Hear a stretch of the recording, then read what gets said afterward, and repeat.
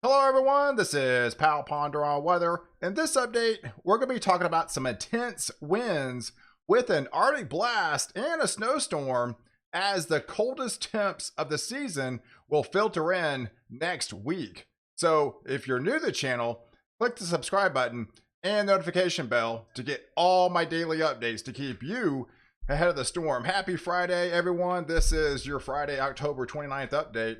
And what we're looking at here is the overall jet stream on the North American view, so you can kind of really get a feel of what's happening. We see this jet coming back for the Pacific Northwest. That's going to bring all the heavier rains into the upper portions of Washington and continue to the rains, at least for today, for the Pacific Northwest, as this diving jet will really funnel down. That brought all the very windy conditions to the central U.S. yesterday. And that actually continues today. Probably not as intense as it was yesterday, but they're still going to be pretty intense as this comes across and it rapidly loads. So this is a developing, strengthening low pressure system that will continue to pump moisture filtering back into the northeastern states where they've got actually coastal flash flood warnings around, say, Delaware into New Jersey again, and more heavy rain is going to be coming back in the picture. But for today, there's the setup on the overall radar. As you can see, this 996 low pressure system with that pressure gradient on the backside. It's dry, it's sunny in Oklahoma and Texas, but it's very windy. Yesterday, we had upwards to 74 miles an hour here in northwest Oklahoma. Numerous reports of 50 to 60 mile per hour winds all across Texas. And those heavier winds will still be impacted today. Not quite nearly as strong, but I'll show you the winds here in a minute as this system will continue to pull up ample amount of moisture and then dump it over the Ohio Valley, over West Virginia, getting into portions of Tennessee and all the Carolinas, as this will continue to ride up the coastline here. There's that train of atmospheric river moisture continues to funnel in portions of Washington and will start to sneak down into portions of Oregon later on today. So, but there's your winds. There's the setup as that pressure gradient will continue. Where those tight isobars are, there's your highest wind gust, and this is your maximum wind gust throughout the day. So it's still going to be a pretty, really windy day as this wraps around that strengthening low pressure system, and then underneath it, we could be picking up some pretty intense winds in and along the coastline here of Delaware into Jersey. Maryland, places like Maryland could be picking up some 50 upwards to 60 mile per hour gusts is definitely not out of the question with this system. Some very heavy winds in the mountains of Montana as well. So let's take a look at the overall as we go into the day tomorrow, as this system will start to wind down. So it starts to lose its effect, at least for the wind aspect. A lot of the winds will start dying down later on tonight. So you drop pretty low actually in, say, Texas. You might take more or less 45 degrees in the Dallas-Fort Worth area, widespread 40s. So it clears out and light winds, and when it clears out in light winds, that's when the temperatures really start to bottom out. Some isolated spots in and around the Dallas-Fort Worth area could drop below 40 degrees, and that would be your coldest temperatures so far this season. And that low pressure system will continue to spin up and wind up and push up the northeast coast, dumping some still more heavy rain in portions of New York City into Massachusetts, Connecticut, where they've got hit hard with that nor'easter, and they're going to get more rain. So you had one nicer day yesterday, but then rain comes back today and rain comes back for Saturday before this actually will finally start to clear out by the time we get into that end of the month here, the 31st. Now that same system will continue to lift further off to the northeast. Now it will be portions of Vermont and New Hampshire by then, going into Maine, as this will continue right up the coast. And we can finally say goodbye. I mean, it started off as a super bomb and then went all across the U.S. and now it developed a nor'easter, and now it's finally moving out. So that's, I mean, we can finally say goodbye to that system, but you can actually see our new setup going forward into November. You can already see some of the subtle changes that we're starting to look at here in portions of Canada. With that blue, that's your snow starting to breaking out in that region, and that's going to set the stage for what's to come for next week, is it'll be a funnel down effect of lowering temperatures on a daily basis as that Arctic air will continue to funnel further and further south as we progress through the week. So you can take a look by Monday where the jet stream is going to be. So we clear out for much of the weekend for much of the Pacific Northwest, but the atmospheric river just comes back next week for much of that region, with daily rain showers still on the table for Washington and Oregon and Northern California still, as this jet stream will start to dip. You've got a 1031 Arctic high pressure starting to funnel down from Canada, and those colder temperatures will continue to drain further and further south as we get deeper into next week. So here's the setup by Monday where the snow is going to be for portions of Canada. As you can see, the subtle effects will start to slowly ease down. It's not going to be a massive blow all at once. It's going to be a trickle down effect and a step down process as it continues to drain that funneling that colder air. There's the setup on the Pacific Northwest. That's the rain coming back for that region as we go into Monday. And I think it's really going to be around for much of the week with just some of those daily rain showers. We've got an ample amount of moisture still coming back into the picture. So yeah, you could be picking up some healthy totals over the course of a week, with kind of daily rain showers, half inch every single day, will add up over time. And then as we move forward, let's take a look at the teleconnections, kind of give you an idea of what's happening, going forward into November.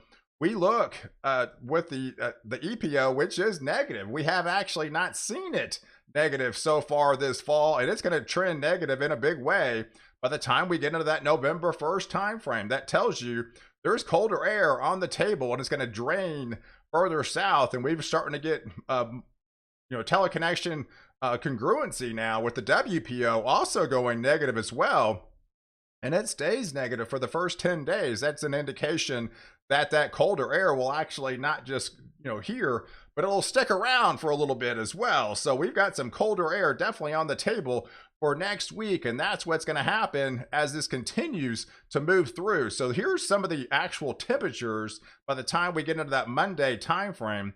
Anywhere in red, that's where your freezing temperatures are going to be for much of Montana and much of the Dakotas. As you wake up, that freezing line will get all the way down to Wyoming, portions of Colorado, getting into Iowa and Wisconsin, portions of Illinois here, as that colder temperatures will start to really filter back into the pattern and really start taking effect as we go throughout the week. So there's your rain and snow chances by the time we get into that Tuesday timeframe with this 1036 Arctic high pressure, 1032. So you can see colder air will start to drain in from the north, and there some of this will start to break out in snow, where it's going to be starting to get cold enough and have that transition over as that rain line will continue to push further south into Kansas and going into Oklahoma by the time we get in that Tuesday time frame. And there's your temperatures on Tuesday as you wake up, with that more red starting to pop up back in the picture. So now we're talking places like Iowa, more into Illinois, start getting into Nebraska here with those freezing temperatures as you wake up on Tuesday. And then as we go into that Wednesday, here's the actual jet stream as we make a transition. So you still have the funnel effect with the Pacific Northwest. As you get daily rain, you can see the ample amount of moisture continues to drain into that area, as we have a developing low pressure system down off here in Texas. So that's going to play a part as cold air will continue to drain into the pattern. As this cold air drains, we'll start to see some overriding effect, and we'll start to bring a chilly rain back in the picture into places like Texas by the time we get into that Wednesday time frame going forward. So as you wake up on Wednesday, here's your actual temperatures. As you wake up, you see more reds getting back in the picture, more of Idaho now going into Ohio, into Pennsylvania and West Virginia. All these areas will see freezing temperatures. So more and more of you, as we get deeper into the week, we'll start feeling the effects from this Arctic air draining from the north. And this will continue to drain further and further south as we go deeper into next week. So by the time we get into that Wednesday in the afternoon, yeah, it's going to be cold enough where we're going to develop a snowstorm into portions of the foothills of Colorado, and actually now it's going to be getting into Denver with their first snowfall of the season, and that's actually going to sneak into places like Nebraska, getting into portions of Kansas, and that'll eventually filter into the Texas Panhandle as a chilly rain starts to break out over Kansas, over Texas, over into North Texas here, into Arkansas, as well as that colder air will continue to drain further and further south. There's at your temperatures as you wake up on Thursday. Again, more and more red showing back up in the picture the further south. Now Missouri is going to be all freezing as you wake up on Thursday morning. And that colder air will continue to filter into Arkansas as well as we start seeing 30s start popping up in Oklahoma.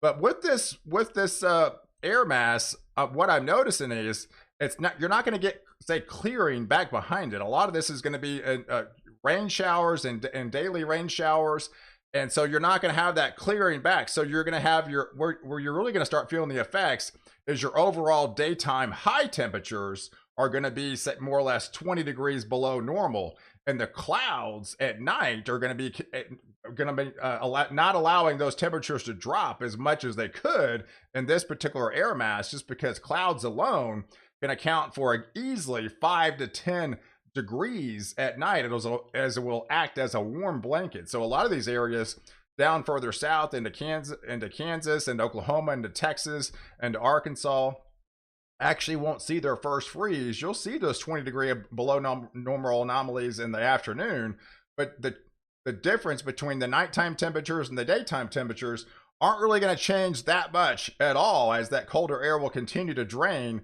As you can see, by Thursday afternoon, that snow line creeps all the way into the Texas Panhandle, where, say, places like Dalhart, places like Amarillo are going to start seeing that snow as that chilly rain breaks out down further off to the south into Louisiana and Mississippi and Alabama, into Tennessee, and going into Kentucky. And you might see a changeover in the Appalachians, where it's going to be colder enough in the higher regions.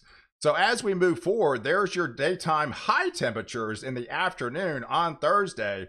You can definitely see these temperatures really don't go anywhere, and you're probably not even going to get out of the 40s by the time we get in Thursday in, say, places like the Dallas-Fort Worth area, as, again, widespread 40s for afternoon temperatures in Oklahoma, where you woke up in the upper 30s. So you can definitely see the change between the lows and the highs aren't really going to be that much, as that colder air will continue to drain south, and it's more of a chilly rain in those areas with widespread 40s into Arkansas, into portions of Mississippi and Alabama, into Tennessee, into Kentucky, going into the Carolinas here, into West Virginia, as that colder air will continue to drain further south. So yeah, these are afternoon high temperatures as we get into that Thursday time frame, November the 4th.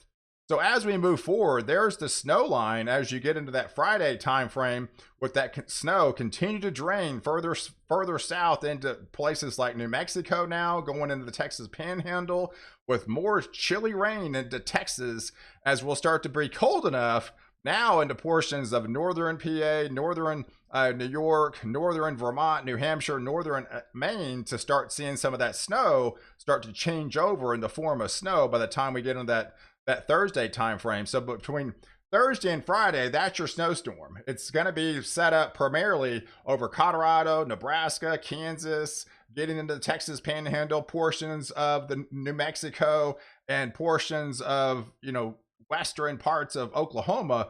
We'll start seeing some of that snow. So here's some of your, say, preliminary totals as we move forward, as we get into that Wednesday, Thursday, Friday timeframe of next week, where we could be easily seeing upwards to a foot of snow in the foothills of Colorado. But there's Denver with almost 5 inches of snow by the time we get into that Wednesday, Thursday, Friday timeframe, accumulating over time. But even as far south as the Texas Panhandle, a good 6 inches possibly in Dalhart, a good 3 inches of snow in the Texas Panhandle. So that is some definitely colder air that is definitely on the table. That's coming your way by the time we get into the next week.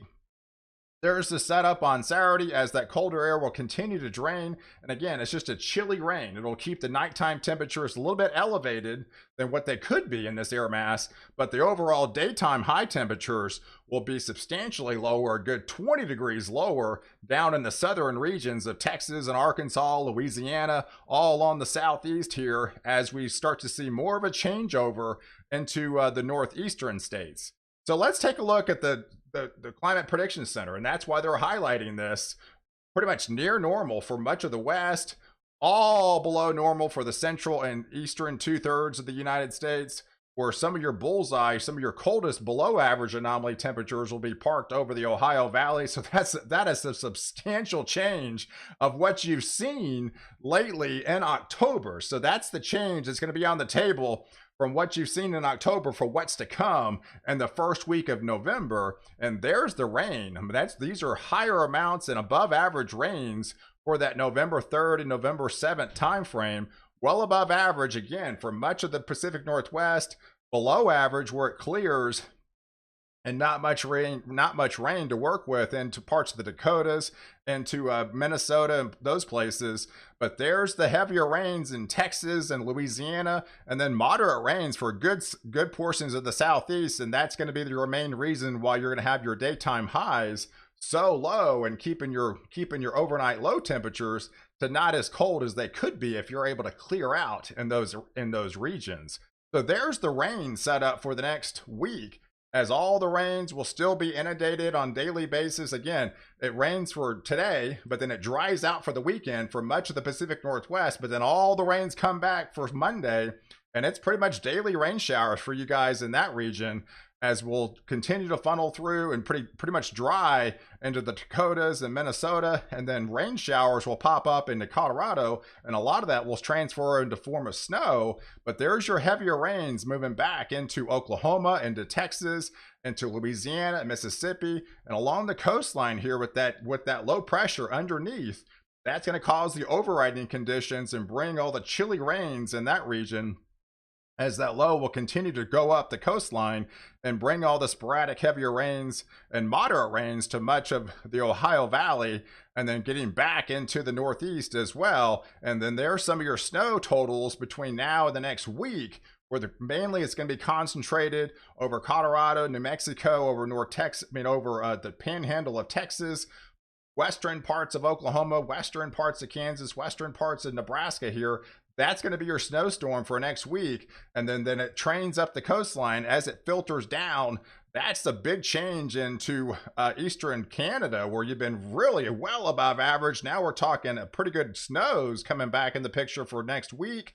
Snow along the Great Lakes and snow into the upper portions, not along the I-95 corridor. This will be a northern event with this system as more colder air, and I think some of this will fill in as we get closer into that time frame. So I appreciate you guys watching. Do like this video. Definitely leave your comments below, and don't forget to subscribe to my channel. Catch the latest update where I protect you before and after storm.